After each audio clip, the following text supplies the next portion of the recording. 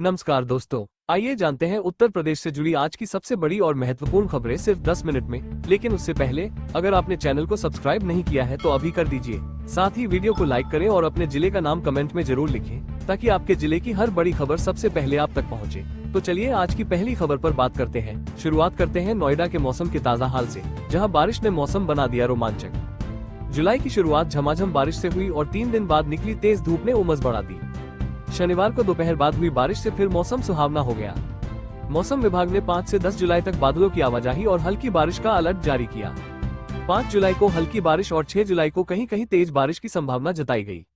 7 और 8 जुलाई को गरज चमक के साथ बारिश होने के आसार है। हफ्ते के अंत तक तापमान में गिरावट से लोगों को गर्मी से राहत मिलने के पूरे संकेत हैं। अब बात यूपी के उन युवाओं की जिन्हें अब अपने ही शहर में मिलेंगी नौकरियां। 10वीं और 12वीं पास युवाओं को अब बाहर जाने की जरूरत नहीं पड़ेगी। उन्हें अपने जिले में ही 100 करोड़ टर्नओवर वाली कंपनियों में काम का मौका मिलेगा। यूपी एसडीएम और उद्योग विभाग मिलकर युवाओं को ट्रेनिंग और रोजगार देंगे। हॉस्पिटल, होटल, मशीनरी जैसे क्षेत्रों में भी नौकरियों की भरमार होगी। युवाओं को स्किल देने के बाद वही कंपनियां उन्हें रोजगार भी देंगी। इसके लिए सरकार ने उद्यमियों के लिए भुगतान और कोर्स की पूरी व्यवस्था बनाई है। अब खबर उस नए रैकेट की जिसने रेलवे के नियम बदलते ही चालाकी शुरू कर दी। रेल मंत्रालय ने 1 जुलाई से तत्काल टिकट के लिए आधार लिंक करना अनिवार्य कर दिया। सिर्फ आईआरसीटीसी वेबसाइट और ऐप से ही बुकिंग की सुविधा रखी गई। मगर टेलीग्राम और व्हाट्सएप पर रैकेट्स ने आधार वेरीफाइड आईडी बेचनी शुरू कर दी। सैकड़ों एजेंट अब ओटीपी और फर्जी आईडी के जरिए टिकट ब्लैक मार्केट में बेच रहे। रेलवे के नियम का मकसद पारदर्शिता था, लेकिन धंधेबाजों ने रास्ता निकाल लिया। यात्रियों से अपील है कि सिर्फ आधिकारिक प्लेटफॉर्म से ही टिकट बुक करें। अब एक राहत भरी खबर ई रिक्शा खरीदने वालों के लिए।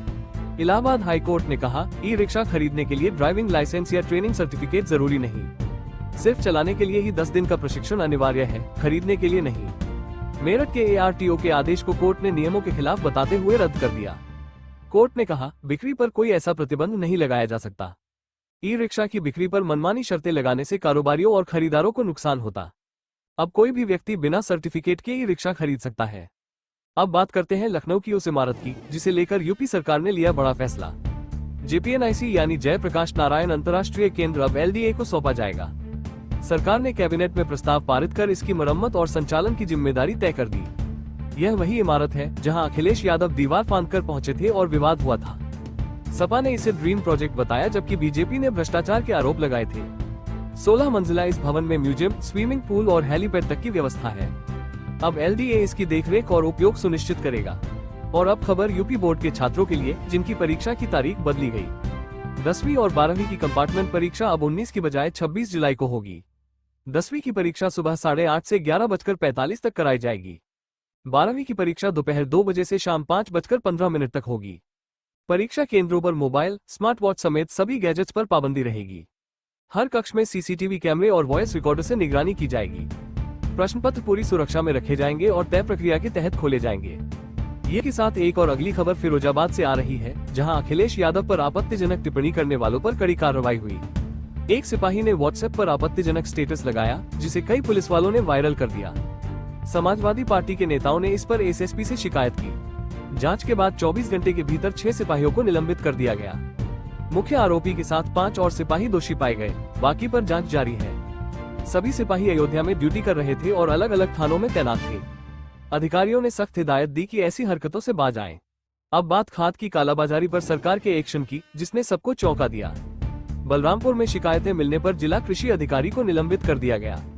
एक और अधिकारी को कारण बताओ नोटिस जारी किया गया। प्रदेश के अन्य जिलों में भी गड़बड़ी पर 26 एफआईआर और सैकड़ों नोटिस दिए गए। कृषि मंत्री ने दावा किया कि खाद का भरपूर स्टॉक मौजूद है और कमी नहीं होने दी जाएगी। इस बार खरीफ सीजन के लिए यूरिया समेत सभी उर्वरक पर्याप्त मात्रा में उपलब्ध रहेंगे। सरकार ने किसानों को आश्वासन दिया कि सप्लाई सुचारू रहेगी। अब सुनिए टोल टैक्स से जुड़ी बड़ी राहत की खबर। राष्ट्रीय राजमार्गों पर जहां पुल, सुरंग या फ्लाईओवर जैसी संरचनाएं हैं, वहां शुल्क आधा कर दिया गया। नए नियमों के तहत अब इन संरचनाओं की लंबाई के हिसाब से टोल की गणना होगी। सड़क परिवहन मंत्रालय ने इसे लेकर 2 जुलाई को अधिसूचना जारी की। कम लंबाई के आधार पर शुल्क तय होने से यात्रियों को खर्च में बड़ी राहत मिलेगी। मंत्रालय ने उदाहरण देकर समझाया कि कैसे नई गणना से टोल में 50% तक की कटौती होगी। अब यात्रा पहले से किफायती और सुगम हो जाएगी। अब बात यूपी के लाखों आउटसोर्स कर्मियों की, जिनके लिए खुशखबरी आई है। मुख्यमंत्री ने आउटसोर्स सेवा निगम के गठन को मंजूरी दे दी। अब हर कर्मचारी को महीने की 5 तारीख तक वेतन मिलना तय होगा। समय पर वेतन और अन्य सुविधाएं देने के लिए निगम को जिम्मेदारी सौंपी गई। निगम के जरिए कर्मचारियों के अधिकारों और सामाजिक सुरक्षा की रक्षा की जाएगी। अभी राज्य में 8 लाख से ज्यादा आउटसोर्स कर्मचारी काम कर रहे हैं। अब चयन प्रक्रिया भी पारदर्शी होगी और कर्मचारियों का भरोसा मजबूत होगा। रामपुर से किसानों के लिए एक अच्छी खबर आई है, अब आधुनिक यंत्र सब्सिडी पर मिलेंगे। सरकार ने योजना शुरू की है जिसमें ट्रैक्टर से लेकर थ्रेशर तक छूट पर दिए जाएंगे।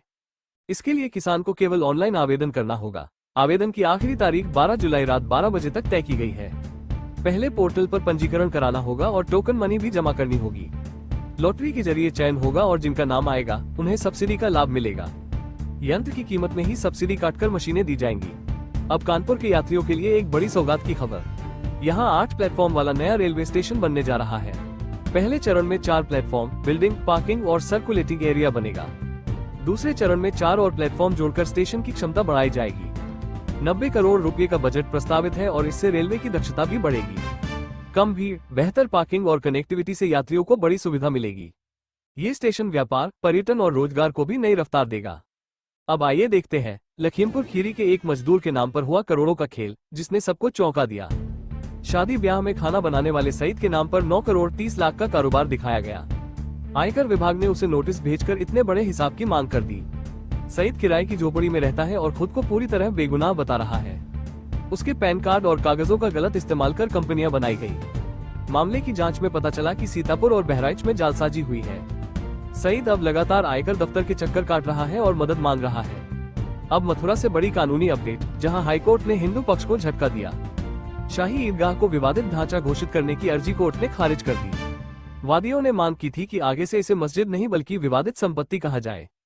प्रतिवादियों ने इसका विरोध किया और इसे नियमों का दुरुपयोग बताया। कोर्ट ने कहा कि अभी मुद्दे तय नहीं हुए हैं, इसलिए ऐसा निर्देश देना उचित नहीं। अर्जी में ऐतिहासिक और धार्मिक तर्क दिए गए थे, लेकिन कोर्ट ने उन्हें अस्वीकार कर दिया। मुकदमे की सुनवाई आगे जारी रहेगी और स्वामित्व का विवाद सुलझना बाकी है।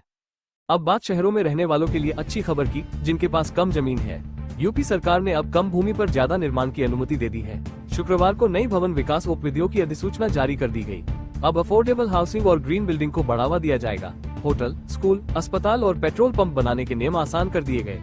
अब नक्शा पास कराना और भी सरल हो जाएगा और पार्किंग के नियम भी बदले हैं। सभी विकास प्राधिकरणों को निर्देश दिए गए हैं कि नए नियमों के मुताबिक काम करें। तो दोस्तों, ये थी आज की कुछ महत्वपूर्ण खबरें और जानकारियां जो आपके लिए बेहद उपयोगी साबित हो सकती हैं। ऐसी जानकारी आपको शायद और कहीं एक साथ न मिल सके, इसलिए रोज की ताज़ा खबरों के लिए हमारे चैनल को सब्सक्राइब जरूर करें और वीडियो को लाइक नहीं किया तो लाइक करें। साथ में अपने जिले का नाम कमेंट में लिखें ताकि आपके जिले से जुड़ी हर जानकारी आप तक पहुंच सके। धन्यवाद। जय हिंद, जय भारत।